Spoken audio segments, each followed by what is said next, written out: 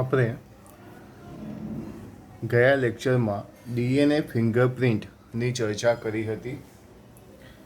DNA fingerprint આધુનિક સમયમાં DNA fingerprint પદ્ધતિનો ઉપયોગ વધી રહ્યો છે, કારણ કે વ્યક્તિના કોષ, પેશી, અંગ ડીએનએ એક સરખો હોય છે. ડીએનએને કોઈપણ ઉપચાર પદ્ધતિ દ્વારા બદલી શકાતું નથી. ડીએનએ ફિંગરપ્રિન્ટ દ્વારા યુવાનોમાં, બાળકોમાં કે જેનો જન્મ નથી થયો તેવા શિશુઓમાં પણ આનુવંશિક રોગ વિશેની જાણકારી મેળવી શકાય છે. ફોરેન્સિક સાયન્સમાં ગુનેગારોની શોધખોળ માટે તે સચોટ પદ્ધતિ છે. આ પરથી કહી શકાય કે આધુનિક સમયમાં ડીએનએ ફિંગરપ્રિન્ટનો ઉપયોગ વધી રહ્યો છે. ત્યાર પછી આપણે જોયેલું ડીએનએ ફિંગરપ્રિન્ટ વિશેની માહિતી. કોઈપણ બે વ્યક્તિઓ વચ્ચેના અનુક્રમોની સરખામણી કરવા માટેની પદ્ધતિ. કોઈપણ બે વ્યક્તિઓ વચ્ચેના અનુક્રમોની સરખામણી કરવા માટેની પદ્ધતિ હોય તો તે કઈ છે? ડીએનએ ફિંગરપ્રિન્ટ છે. ડીએનએના અનુક્રમમાં આવેલા કેટલાક વિશિષ્ટ પ્રદેશો વચ્ચે જોવા મળતો તફાવત ધ્યાનમાં લેવામાં આવે છે, જેને પુનરાવર્તિત ડીએનએ કહે છે. આ અનુક્રમમાં ડીએનએનો નાનો ભાગ વારંવાર પુનરાવર્તિત થાય છે. આ પુનરાવર્તિત ડીએનએને જીનોમિક ડીએનએના સમૂહથી ડેન્સિટી ગ્રેડિયન્ટ સેન્ટ્રીફ્યુગેશન પદ્ધતિથી અલગ કરી શકાય છે. ડીએનએનો મોટો સમૂહ મુખ્ય શિખર બનાવે છે. સાથે સાથે અન્ય નાના શિખર પણ બને છે, જેને સેટેલાઇટ ડીએનએ કહે છે. આ સેટેલાઇટ ડીએનએ બેઝ બંધારણ સેટેલાઇટ ડીએનએ જે છે બેઝ બંધારણ, ખંડોની લંબાઈ, પુનરાવર્તિત એકમોની સંખ્યાને આધારે માઇક્રો સેટેલાઇટ અને મિની સેટેલાઇટમાં વર્ગીકૃત કરવામાં આવે છે, જે આપણે જોયું હતું. ત્યાર પછી ડીએનએ અનુક્રમ કોઈપણ પ્રોટીન માટે સંકેત કરતા નથી, પરંતુ હ્યુમન જીનોમનો મોટો ભાગ બનાવે છે. આ અનુક્રમ ઉચ્ચ સ્તરની બહુરૂપકતા પ્રદર્શિત કરે છે, જે ડીએનએ ફિંગરપ્રિન્ટનો આધાર છે. ડીએનએ અનુક્રમમાં જોવા મળતી બહુરૂપકતા ડીએનએ ફિંગરપ્રિન્ટની સાથે સાથે હ્યુમન જીનોમના આનુવંશિક નકશા તૈયાર કરવા માટે પણ જરૂરી છે. ડીએનએ અનુક્રમકતામાં જોવા મળતી બહુરૂપકતા. આ જે બહુરૂપકતા જે છે એ કોના કારણે સર્જાય છે? તો આ જે બહુરૂપકતા જે છે વિકૃતિને કારણે ઉદ્ભવે છે. વિકૃતિ જનનકોષો કે દૈહિક કોષોમાં ઉદ્ભવે છે. વિકૃતિ વસ્તીના એક સભ્યોથી બીજા સભ્યો સુધી જાય છે. જો એક વારસાગત વિકૃતિ વસ્તીમાં વધુ આવૃત્તિથી મળે તો તેને ડીએનએ બહુરૂપકતા કહેવામાં આવે છે. એટલે આપણે અહીં ડીએનએ ફિંગરપ્રિન્ટ વિશે અહીં જોયું હતું. ઓકે. ત્યાર પછી ડીએનએ ફિંગરપ્રિન્ટ સૌપ્રથમ એલિક જેફ્રીયસ દ્વારા વિકસાવવામાં આવેલું હતું. એલિક જેફ્રીયસે સૌપ્રથમ ડીએનએ ફિંગરપ્રિન્ટ વિકસાવ્યું. કોણે? એલિક જેફ્રીયસ, કે જેને સૌપ્રથમ સેટેલાઇટ ડીએનએનો ઉપયોગ કર્યો હતો. તો સેટેલાઇટ ડીએનએનો સૌપ્રથમ ઉપયોગ કોને કરેલો? એલિક જેફ્રીસે. ત્યારબાદ છે VNTR, variable number tandem repeats. Abraham Lincoln એ કઈ જનીનિક ખામીથી પીડાતા હતા? માર્ફન સિન્ડ્રોમ, જે આપણે ગઈકાલે જોયું હતું. ત્યાર પછી આપણે ભણ્યા હતા ડીએનએ ફિંગરપ્રિન્ટ પદ્ધતિના ઉપયોગો. નંબર 1, ગુનાહિત પ્રવૃત્તિઓ સાથે સંકળાયેલા ગુનેગારોને ઓળખવા માટે ડીએનએ ફિંગરપ્રિન્ટ પદ્ધતિનો ઉપયોગ થાય છે. નંબર 2, પિતૃત્વ નક્કી કરવાના વિવાદોના નિરાકરણમાં ડીએનએ ફિંગરપ્રિન્ટ પદ્ધતિનો ઉપયોગ થાય છે. આનુવંશિક રોગોની જાણકારી મેળવવા માટે ડીએનએ ફિંગરપ્રિન્ટ પદ્ધતિનો ઉપયોગ થાય છે. ઇમિગ્રેશન હેતુ પુરવાર કરવા માટે ડીએનએ ફિંગરપ્રિન્ટ પદ્ધતિનો ઉપયોગ થાય છે. અસ્થિ મજ્જામાં ટ્રાન્સપ્લાન્ટમાં મોનિટરિંગ કરવા માટે ડીએનએ ફિંગરપ્રિન્ટ પદ્ધતિનો ઉપયોગ થાય છે. ફોરેન્સિક સાયન્સમાં શોધખોળ માટે ડીએનએ ફિંગરપ્રિન્ટ પદ્ધતિ ઉપયોગી છે. તો અહીં આપણે ગયા વિડીયોની અંદર ભણ્યા હતા. હવે આપણે ડીએનએ ફિંગરપ્રિન્ટની બનાવટ કે ડીએનએ ફિંગરપ્રિન્ટને કેવી રીતે બનાવવામાં આવે છે તેની આપણે માહિતી જોઈશું. તો ડીએનએ ફિંગરપ્રિન્ટની બનાવટ એક આઈએમપી 3 માર્ક્સનો પ્રશ્ન છે. સૌથી પહેલાં, સજીવ શરીરનો દરેક કોષ ડીએનએ ધરાવે છે. સજીવ શરીરનો દરેક કોષ ડીએનએ ધરાવે છે. આથી રુધિર, વાળ, લાળ, શુક્રકોષ, હાડકાં, વીર્ય જેવા નમૂના લેવામાં આવે છે અને ડીએનએ ફિંગરપ્રિન્ટ બનાવવા માટે નીચેના ક્રમિક પગલાઓ ધ્યાનમાં લેવામાં આવે છે. તો સૌથી પહેલા નંબરનો મુદ્દો, સૌ પ્રથમ નમૂનામાંથી ડીએનએનું અલગીકરણ કરવું.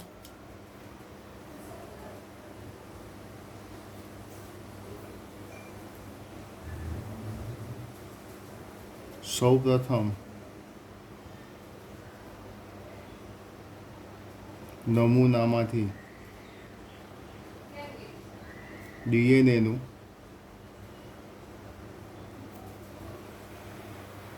અલગીકરણ કરવું. ઓકે. નંબર 2, નમૂના કયા? તો ઉપર જે આપણે લીધા એ બધા નમૂના કહેવાય. સૌ પ્રથમ નમૂનામાંથી ડીએનએનું અલગીકરણ. Number 2, restriction endonuclease. Restriction endonuclease ઉત્સેચકની મદદથી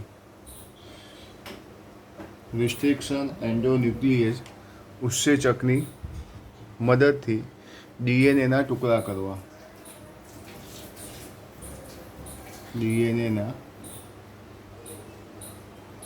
કરવા. રિસ્ટ્રિક્શન એન્ડોન્યુક્લિયેઝ ઉત્સેચકની મદદથી ડીએનએના ટુકડા કરવા. નંબર 3, ઇલેક્ટ્રોફોરેસિસ પદ્ધતિની મદદથી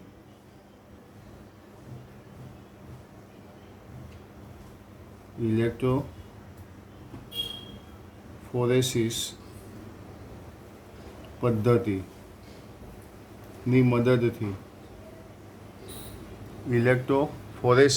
પદ્ધતિની મદદથી ડીએનએ ખંડોનું અલગીકરણ કરવું. ડીએનએ ખંડોનું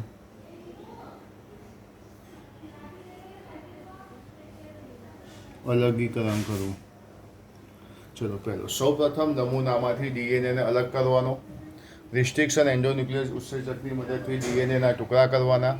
ઇલેક્ટ્રોફોરેસિસ પદ્ધતિની મદદથી ડીએનએના જે ખંડો જે છે એને અલગ કરવા. નંબર 4, અલગ કરેલા ડીએનએના ટુકડાને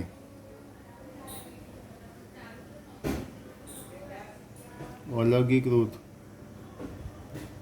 કરેલા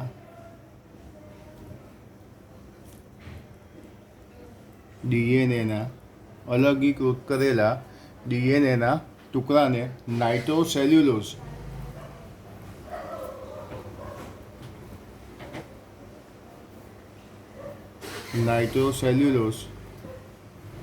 અથવા નાયલોન કલા પર સ્થાનાંતરિત કરવા.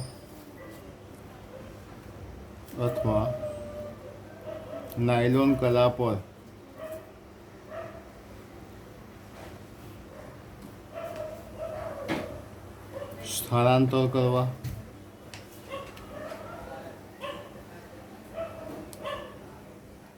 અલગીકૃત કરેલા ડીએનએના ટુકડાને નાઇટ્રોસેલ્યુલોઝ અથવા નાયલોન કલા પર સ્થાનાંતરિત કરવા. નંબર 5, લેબર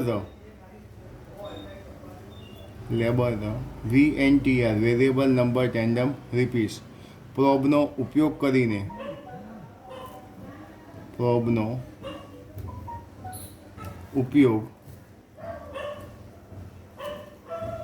કરીને ડીએનએ સાથે સંકરણ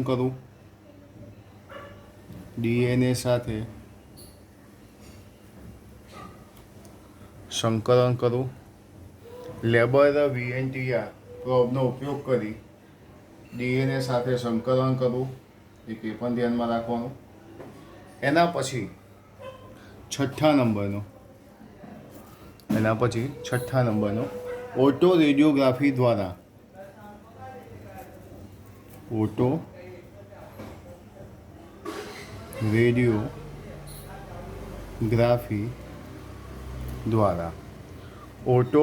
રેડિયોગ્રાફી દ્વારા સંકરિત ડીએનએ ખંડોની ઓળખ કરવી.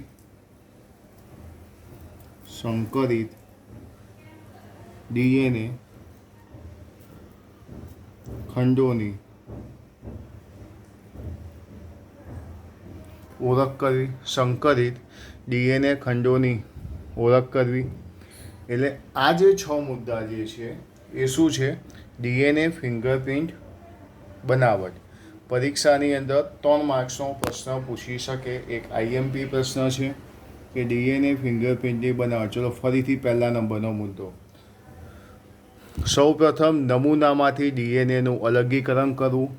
રિસ્ટ્રિક્શન એન્ડોન્યુક્લિયસ ઉત્સેચકની મદદથી ડીએનએના ટુકડા કરવા. ત્રીજો, ઇલેક્ટ્રોફોરેસિસ પદ્ધતિની મદદથી ડીએનએ ખંડોનું અલગીકરણ કરવું.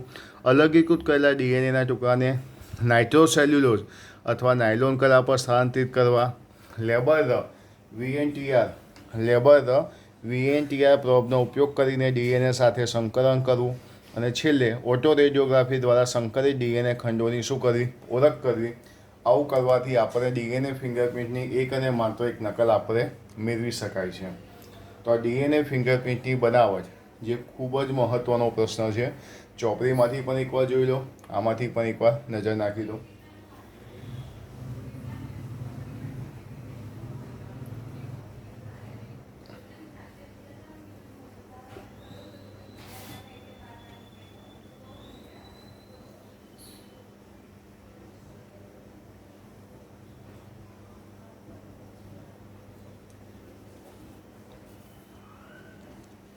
ઓકે, તો હવે આપણે થોડી ઘણી માહિતી આજે વીએનટીઆર વિશે ભણીશું. VNTR variable number tandem repeats. Variable number tandem repeats. તો સૌથી પહેલી વસ્તુ કે VNTR એ સેટેલાઇટ ડીએનએના વર્ગમાં આવે છે. એ સેટેલાઇટ ડીએનએના વર્ગમાં આવે છે. VNTR સેટેલાઇટ ડીએનએના વર્ગમાં આવે છે.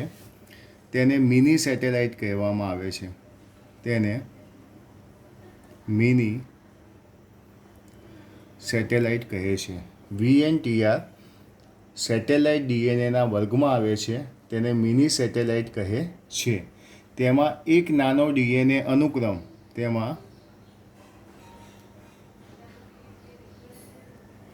એક નાનો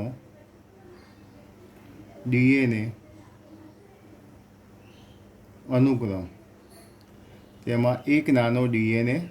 અનુક્રમ ઘણી નકલોની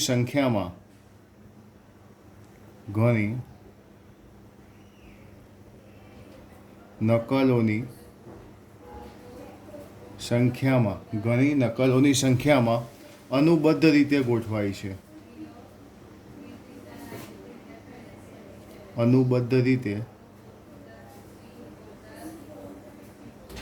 છે. VNTR variable number tandem repeats satellite ડીએનએના વર્ગમાં આવે છે. તેને મિની સેટેલાઇટ કહે છે.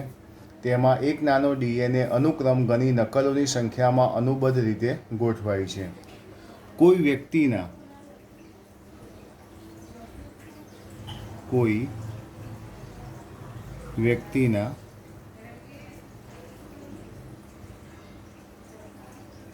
એક રંગસૂત્રથી બીજા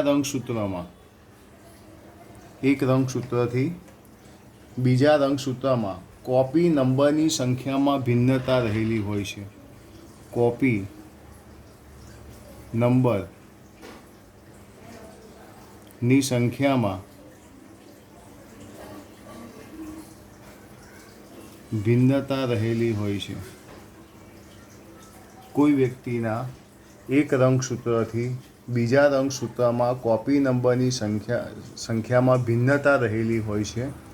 પુનરાવર્તોની સંખ્યામાં ઘણી ઉચ્ચ સ્તરની બહુરૂપકતા જોવા મળે છે. પરિણામે પુનરાવૃત્તોની સંખ્યામાં ઉચ્ચ સ્તરની બહુરૂપકતા જોવા મળે છે. ઉચ્ચ સ્તરની બહુરૂપકતા જોવા મળે છે, જેના ફળ સ્વરૂપે આથી કહી શકાય કે VNTR આ જે VNTR જે છે ના કદમાં પરિવર્તન થતું રહે છે. એના કદમાં પરિવર્તન કોઈ વ્યક્તિમાં એક રંગસૂત્રથી બીજા રંગસૂત્રની કોપી નંબરની સંખ્યામાં ભિન્નતા જોવા મળે છે. પુનરાવર્તોની સંખ્યામાં ઉચ્ચ સ્તરની બહુરૂપકતા જોવા મળે છે, જેથી VNTRના કદમાં પરિવર્તન થતું રહે છે. તેનું કદ 0.1 થી 20 કિલો બેઝ સુધીનું હોય છે. જેનું કદ 0.1 થી 20 કિલો બેઝ સુધીનું હોય છે. એક આ વસ્તુ ખાસ ધ્યાનમાં રાખજો. એના પછી VNTR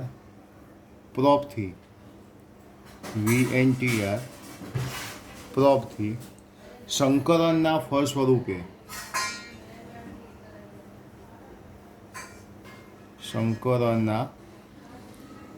સ્વરૂપે પ્રાપ્ત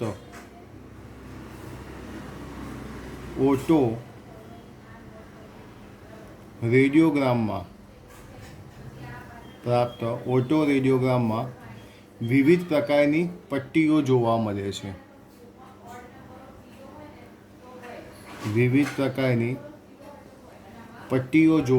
છે. આ પટ્ટીઓ કોઈ વ્યક્તિના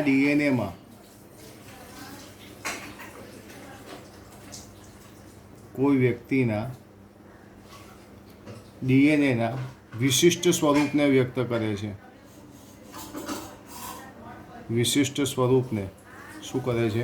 વ્યક્ત કરે છે. આ પટ્ટીઓ કોઈ વ્યક્તિના DNAના વિશિષ્ટ સ્વરૂપને વ્યક્ત કરે છે. ફરીથી પર મુદ્દો જુઓ ત્રીજો. VNTR પ્રોપથી સંકલનના ફળ સ્વરૂપે પ્રાપ્ત ઓટો રેડિયોગ્રામમાં વિવિધ પટ્ટીઓ જોવા મળે છે. આ જે પટ્ટીઓ જે છે કોઈ વ્યક્તિના DNA વિશિષ્ટ સ્વરૂપને વ્યક્ત કરે છે. આ જે પટ્ટીઓ જે છે આ પટ્ટીઓ સમરૂપી કે એક યુગ્મક હોય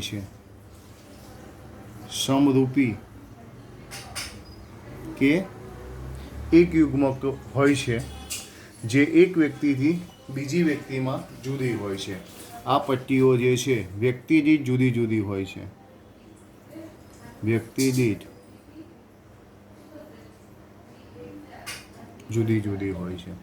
તે વ્યક્તિ દીઠ કેવી હોય છે? જુદી જુદી હોય છે. આ સિવાય PCR તેની સંવેદનશીલતા એટલે પોલિમરેઝ ચેન રિએક્શનનો ઉપયોગ કરીને તેની સંવેદનશીલતા વધારી શકાય છે. આ પટ્ટીઓ જે છે આ પટ્ટીઓની સંવેદનશીલતા જો આપણે વધારવી હોય તો PCRનો ઉપયોગ કરી, જે આપણે 11મા ચેપ્ટરની અંદર ભણીશું, PCR પોલિમરેઝ ચેન રિએક્શન, આ પદ્ધતિનો ઉપયોગ કરીને તેની સંવેદનશીલતાને વધારી શકાય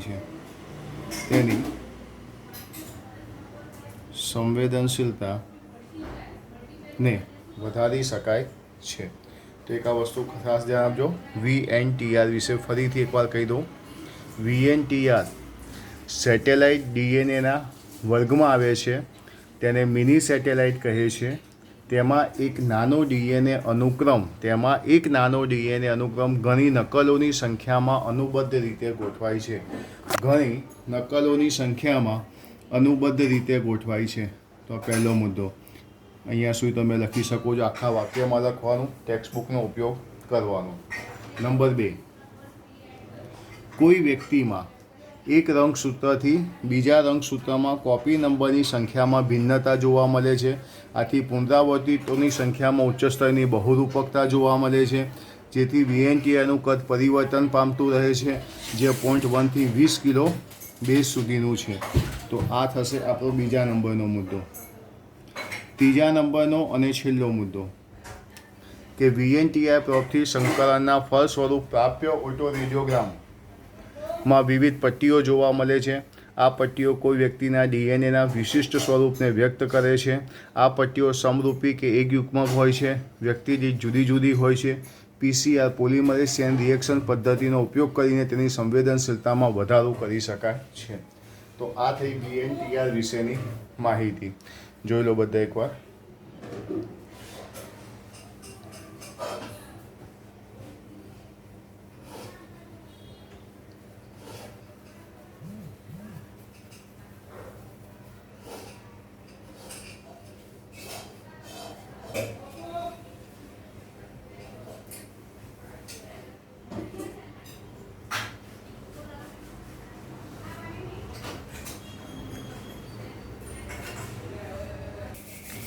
તો આ સાથે ચેપ્ટર નંબર 6 આપણું પૂરું થાય છે.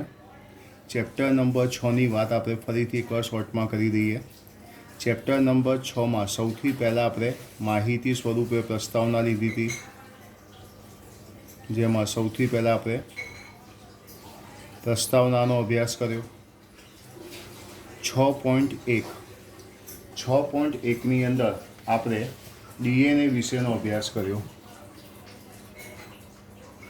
જેમાં DNA કુંતલનું પેકેજિંગ એક IMP થિયરી આપણે ભણ્યા હતા. 6.2માં જનીન દ્રવ્ય માટેની શોધ. 6.2માં જનીન દ્રવ્ય માટેની શોધનો અભ્યાસ કર્યો.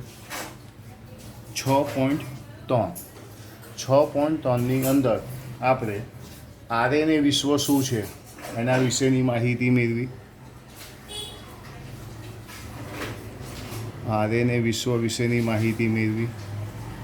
ત્યારબાદ આવ્યું 6.4 કે જેની અંદર આપણે સ્વયંજનન શું છે,